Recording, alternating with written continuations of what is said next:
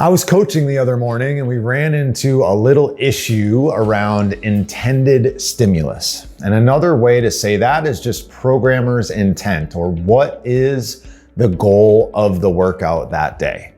Are we trying to improve strength? In which case, obviously, most of the time that would involve moving a heavier load. Are we trying to clear lactate?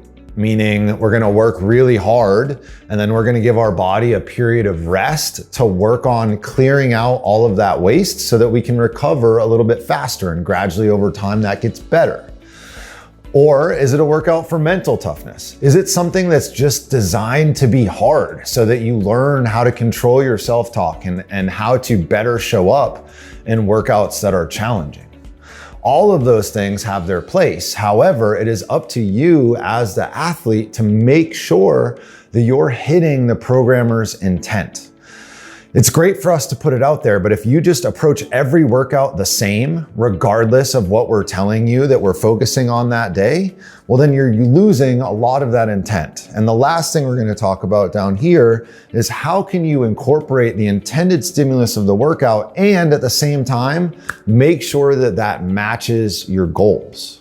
Because I understand maybe your intent and the programmer's intent aren't the same. However, if your goal is to improve your fitness, which you wouldn't be in the gym if that wasn't the case, then we need to make sure that even your intended stimulus has variance, because to improve fitness, we need to vary the stimulus. So let's talk about something, for example, a 1 mile run, which on the surface seems pretty simple. Point A to point B, get there, right? How could that possibly be different? But there's a big difference in how we approach that if it's for time, meaning we're going as fast as humanly possible, versus for quality, meaning I am trying to improve how I am running, my running form, the position that I have to reduce injury. Or maybe it's for run recovery, meaning that maybe you're trying to recover from a hard workout, and that run is going to be approached very different than these other two.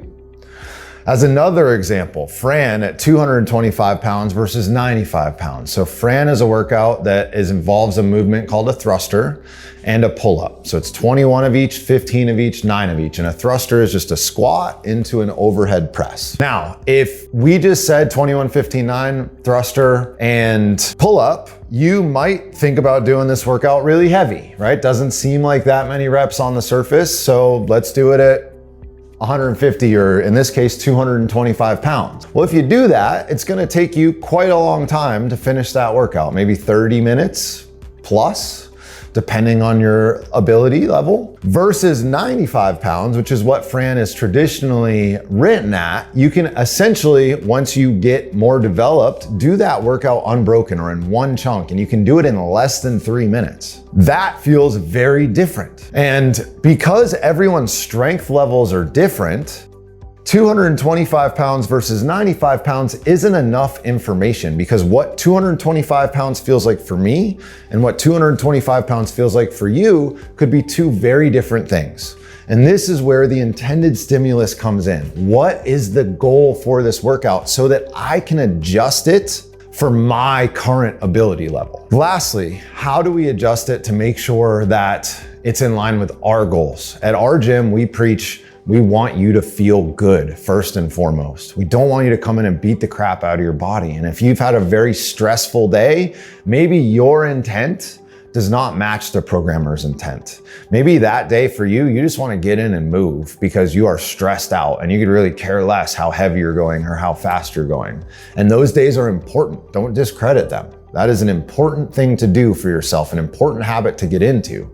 So that's not a stimulus or an intended stimulus that is lower on the totem pole.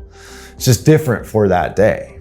The biggest piece of advice I have here is ask your coach, especially if you're a beginner or intermediate athlete. There are things that we can do and guide you on to help you meet that stimulus. For example, if your goal is more weight loss focused, maybe we lower the loads a little bit, up the reps a little bit, as an example. Or maybe we add in a little bit extra steady state cardio and lower the reps of a barbell movement. So maybe it's like a deadlift and a bike, and everyone else is doing 10 deadlifts and 10 calories on the rower, maybe you do 20 calories on the rower and 5 deadlifts, because we're trying to bias towards moving a little bit more and a little less towards getting stronger.